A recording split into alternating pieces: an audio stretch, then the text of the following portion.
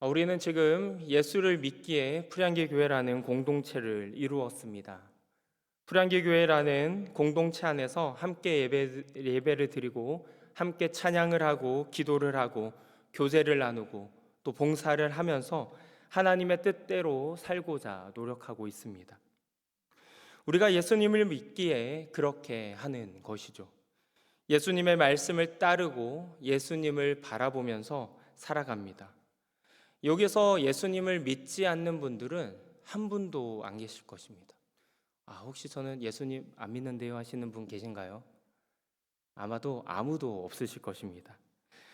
그런데 우리는 종종 이런 질문을 던집니다. 내 믿음은 어떤 믿음인가? 나는 과연 믿음이 있는가? 아니면 없는가? 이 질문에 답을 하기 위해서는 본질적인 질문을 던져야 합니다. 왜 예수님을 믿는가? 무엇을 위해서 예수님을 믿는가? 왜 예수님을 따라 살려고 하는가? 이 이유가 예수님을 믿는 사람들에게는 정말로 중요한 질문입니다. 믿는 이유에 따라서 우리의 행동과 우리의 삶의 결과가 너무나도 다르기 때문입니다. 우리가 예수님을 믿어야 하는 본질적인 이유는 우리가 다 잘 아시다시피 예수님께서 우리를 위해서 십자가에 달려 돌아가심으로 우리를 구원하셨기 때문입니다. 우리가 그렇기 때문에 예수님을 믿는 것이죠. 예수님께서 하나님과의 끊어진 그 관계를 다시 회복시켜 주셨기 때문입니다. 하나님께서 우리를 창조하신 그대로 우리를 회복시켜 주셨기 때문에 우리는 예수님을 믿는 것입니다. 그래서 예수님의 뜻대로 하나님을 사랑하고 이웃을 사랑하고 교만하지 아니하고 겸손히 살려고 하는 것이죠. 이것이 우리가 예수님을 믿고 따르는 본질적인 이유인 것입니다. 그런데 우리는 과연 이 본질적인 이유 때문에 예수님을 믿는지 아니면 다른 이유 때문에 예수님을 믿는지 스스로 질문을 던져 보아야 합니다. 예수님을 믿는 사람들 중에도 교회를 나와 신앙생활을 하는 사람들 중에도 이러한 본질적인 이유가 아닌 다른 이유로 교회에 나와 신앙생활을 하며 예수님을 믿고 있기 때문입니다. 영어에는 참 재미있는 표현이 있습니다. 우리가 어디에 가다라고 표현을 할 때 영어로 go to를 씁니다. 예를 들어서 우리가 교회에 가다라고 했을 때 영어로는 go to church라고 할 것입니다. 그런데 똑같은 표현으로 go to the church라는 게 있습니다. 한국말로 번역을 한다면 똑같이 교회 가다라고 번역을 할 수 있는 것이죠. 그런데 이 두 표현에는 차이점이 있습니다. 어떤 차이점이 있습니까? 정관사 더가 들어가느냐 들어가지 않느냐입니다. 이로 인하여 의미가 완전히 달라지게 됩니다. 먼저 고투 처치라고 한다면 교회의 목적에 맞게 교회를 가는 것을 뜻합니다. 자, 교회가 무엇인가요? 교회에서 무엇을 하는 것이 교회인가요? 주된 목적은 예배인 것이죠. 그래서 고투 철치라고 한다면 예배를 드리러 교회에 가다라고 그런 의미를 갖게 되는 것입니다. 그렇다면 반대로 고투 더 철치라고 한다면 이것은 어떤 의미냐? 자, 우리가 교회에 꼭 예배를 드리러만 가는 것은 아닙니다. 사람을 만나러 갈 수도 있고 봉사를 하러 갈 수도 있고 또 다른 수많은 목적으로 인해 교회에 가는 그 교회라는 장소에 가기 위하면 go to the church라고 하는 것이죠. 다른 목적으로 교회에 가는 것을 의미를 합니다. 교회에 다른 이유로 갈 수 있습니다. 그런데 교회에 가는 주된 목적은 무엇이냐? 바로 예배가 되어야 한다는 것입니다. 하나님의 뜻을 알아가는 그 예배가 되어야 하는 것이죠. 제 친구 중에도 교회 다니는 친구들이 많습니다. 그런데 한 친구가 저에게 이런 이야기를 하더라고요. 나는 교회에 인맥을 쌓으러 가. 수많은 사람들을 만나고 내 인생에 필요한 인맥을 쌓기 위해서 교회에 간다라는 이야기를 했습니다. 저는 제 친구가 이 와중에서도 예수님을 만나기를 기도하고 있습니다. 우리가 예수님을 왜 바라보며 예수님께 왜 나아갑니까? 왜 교회에 오고 왜 우리가 신앙생활을 하고 있습니까? 가장 주된 목적은 예수님을 알기 위해서, 주님의 영광을 위해서, 주님의 길을 내가 똑같이 밟아가기 위해서 우리는 신앙생활을 해야 되고 교회 나와야 되고 예수님을 믿어야 할 것입니다. 예수님을 다른 이유로 믿는다면 우리가 신앙생활을 하면서 예수님께 실망할 것이 많아질 것이고 더 나아가 원망까지 하게 될 것입니다. 나는 과연 예수님을 왜 믿는가? 우리가 이 질문을 던지면서 오늘 말씀을 한번 보도록 하겠습니다. 오늘 말씀은 예수님께서 제자들에게 바다 저편으로 건너자라고 이야기하시면서 시작을 하고 있습니다. 예수님께서는 갈릴리 서쪽에서 지금 사역을 하고 계시다가 갈릴리 반대편 동쪽 거라사 지방으로 가서 하나님의 사역을 하자고 제자들에게 이야기를 하신 것이죠. 그 말씀에 제자들은 그 예수님의 말씀에 순종하여서 배를 띄웠고 제자들뿐만 아니라 많은 사람들이 예수님을 따랐다라고 오늘 말씀은 이야기하고 있습니다. 그들은 예수님의 말씀에 순종했고 예수님과 함께 배에 올랐습니다. 지금 제자들이 예수님의 말씀에 순종한 모습만 보면 그들이 예수님을 잘 믿고 있는 것처럼 보입니다. 예수님을 잘 따르고 있는 것처럼 보입니다. 그런데 배를 타고 가던 도중 큰 강풍이 찾아오게 됩니다. 37절 말씀을 보시면 물이 배에 들어와 가득 찰 정도로 꽤나 큰 강풍이었다라는 것을 우리는 알게 됩니다. 큰 강풍이 몰아치자 제자들이 예수님을 따른 다른 이유가 수면 위로 올라오게 되는 것을 우리가 보게 되는데요. 38절 제자들이 큰 강풍 앞에서 어떻게 했을까? 우리 38절을 읽어보도록 하겠습니다. 예수께서 고물에서 베개를 베고 주무시더니 제자들이 깨우며 이르되 선생님이여 우리가 죽게 된 것을 돌보지 아니하시나이까 하니. 아멘. 제자들은 고물, 즉 배 뒷부분에서 주무시고 계시던 예수님을 깨웁니다. 그리고 예수님을 향하여 선생님이요 우리가 지금 죽게 생겼는데 뭐 하고 계십니까? 라고 예수님을 원망하기 시작합니다. 제자들이 예수님을 왜 원망했을까요? 제자들이 원망한 이유에는 합당한 이유가 있었습니다. 제자들 중에는 베드로, 안드레, 야고보와 같은 베테랑 어부들이 있었습니다. 그들이 지금 죽게 생겼다라고 말할 정도라면 정말로 이 큰 강풍이 생명을 위협할 정도였다라는 것을 말해주고 있는 것입니다. 그런데 이 상황에서 예수님은 지금 무엇을 하고 계신가요? 배 뒤편에서 평온히 주무시고 계셨다라는 것입니다. 베테랑 어부들이 봤을 때는 예수님의 모습이 말도 안 되는 행동입니다. 지금 그 배에 타고 있는 모든 사람들이 어떻게 해서든 힘을 합쳐서 이 상황을 극복해 나가야 되는데 예수님이라는 사람은 그냥 배 뒤편에서 자고 있었다라는 거예요. 그리고 배 뒤편에는 무엇이 있느냐? 배의 핸들이라고 말할 수 있는 키가 거기에 있습니다. 그렇기 때문에 고물의 자리에 잡은 사람은 해야 할 역할이 있는 거예요. 예수님이 그 역할을 했어야 했던 것입니다. 그런데 지금 예수님은 주무시고 계셨다라고 성경은 이야기하고 있죠. 그리고 예수님은 제자들이 따르고 있는 리더였습니다. 리더가 어떤 역할입니까? 그 공동체 어떤 문제가 일어난다면 가장 앞선에 서서 해결해야 되는 사람입니다.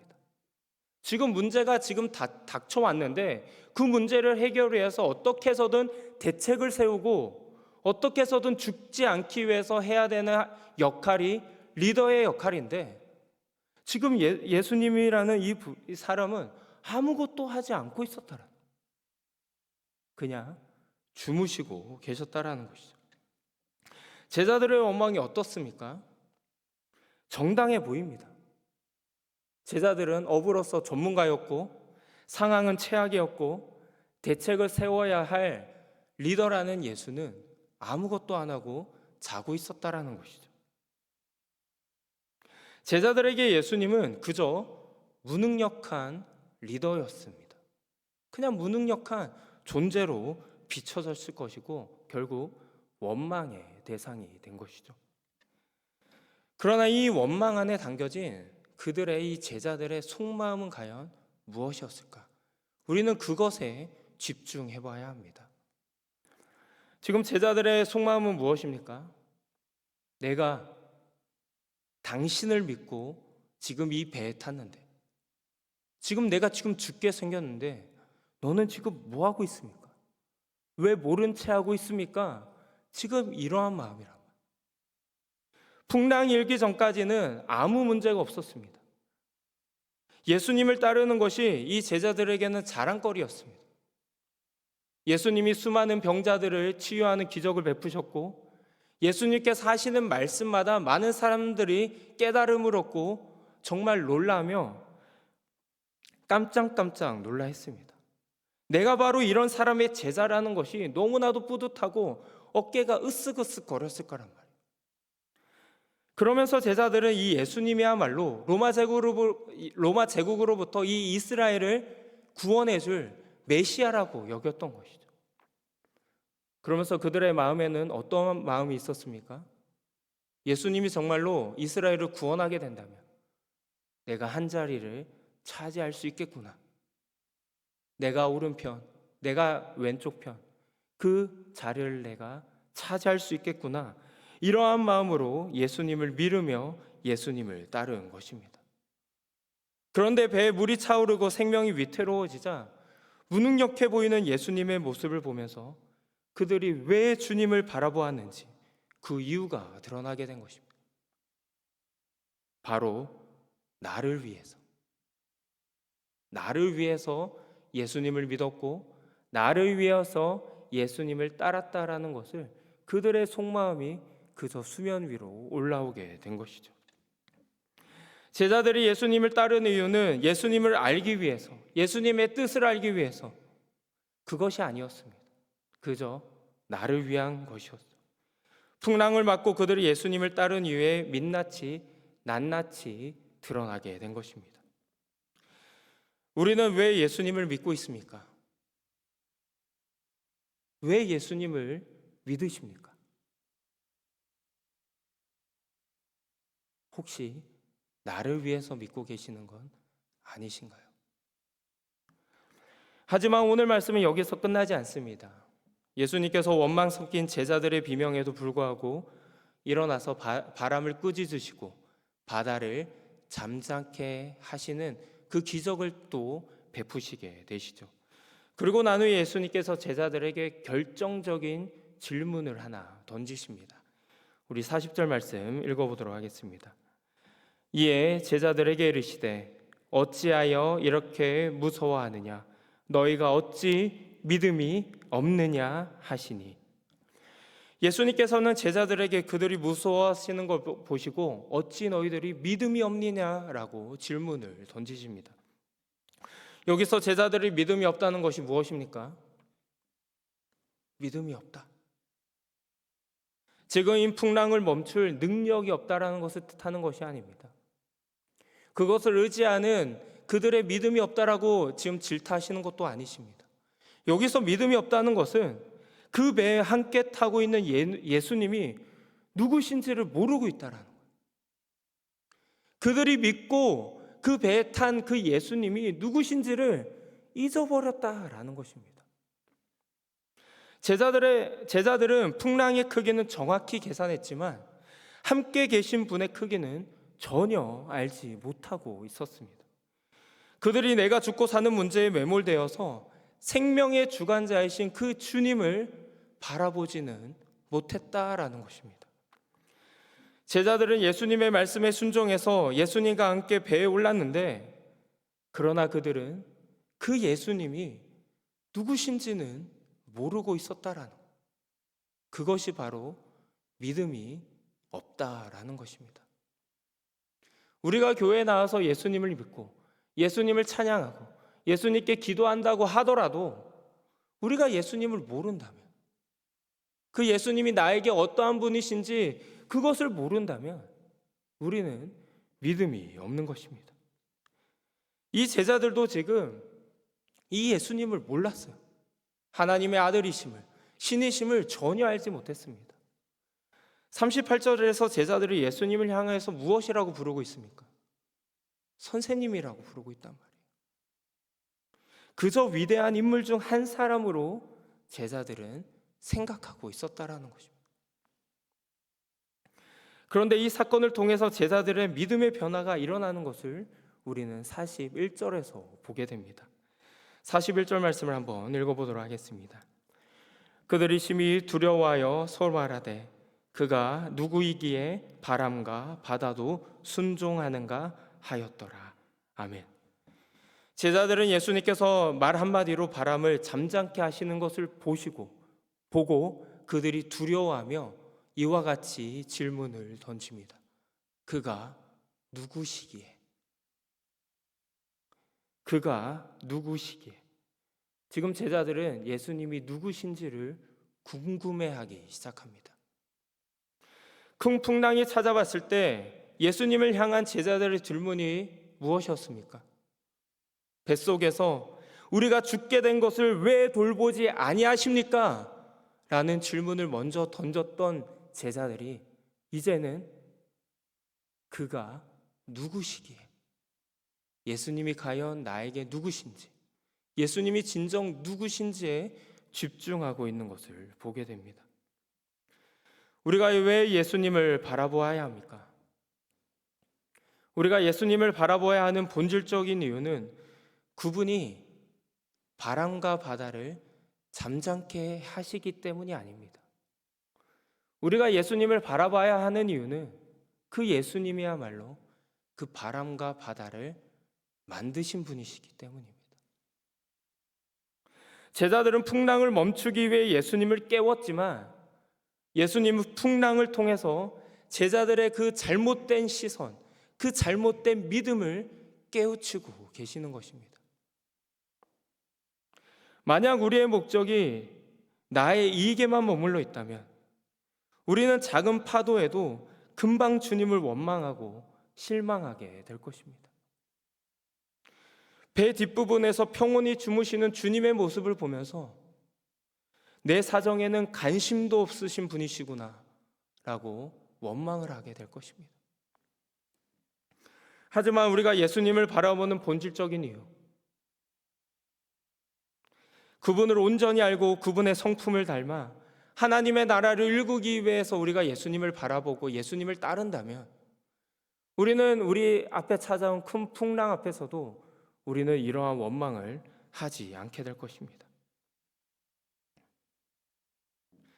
우리의 삶은 달라지게 되는 것입니다. 풍랑 속에서도 주무실 수 있는 주님의 평안이 나의 평안이 될 것입니다. 환경이 변하기를 기도하기보다 그 환경을 다스리는 주님이 나의 주님이심을 깨닫게 될 것입니다. 비로소 내가 죽게 되었나이다 라고 원망을 하기보다는 그 주님이 바로 나의 주님이다라는 고백이 흘러나오게 될 것입니다. 우리가 살아가며 우리에게 닥친 풍랑에 시선을 뺏기지 말아야 합니다. 우리가 살아가면서 우리에게 수많은 풍랑이 찾아오잖아요. 그때마다 우리가 이 풍랑을 어떻게 해서든 잠잠케 하여 주시옵소서 이렇게 기도하는 우리가 되어서는 안 되고 그 풍랑을 다스리는 주님이 바로 나의 주님이시라는 것을 우리가 고백하며 살아가야 한다는 것입니다. 우리가 힘들 때, 그리고 우리가 속한 이 풀향기 교회가 힘들 때 우리가 그 문제를 해결해 주실 주님을 바라보는 것이 아니라 그 문제보다 크신 주님을 바라보아야 한다는 것입니다. 그렇게 될 때 우리가 풀향기의 그 그리스도의 향기를 잊어버리지 아니하고 계속적인 그리스도의 향기를 품어낼 수 있는 것입니다. 우리 풀향기 교회가 어떤 교회가 되길 원하십니까? 문제가 닥쳐올 때마다 그 문제에 우리가 좌지우지되면서 휘청거리길 원하십니까? 아니면 어떤 문제가 찾아오더라도 그 문제보다 크신 주님을 바라보며 우리의 믿음이 흔들리지 않길 바라십니까? 어떤 문제가 찾아와도 우리의 믿음이 흔들려서는 안 될 것입니다. 내가 원하는 대로, 우리가 원하는 대로 주님을 바라보는 것이 아니라 우리 곁에 계시는 주님의 계획이 무엇인지 집중해야 할 것입니다.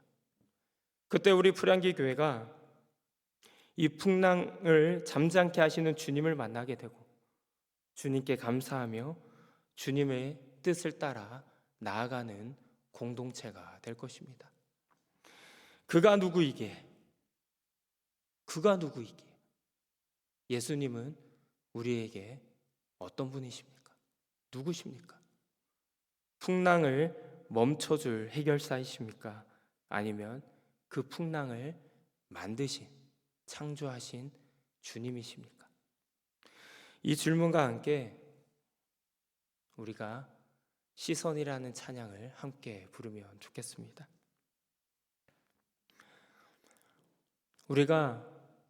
우리의 시선이 무엇을 바라보고 계십니까? 나는 왜 주님을 바라보고 계십니까? 나는 왜 주님을 믿고 있습니까?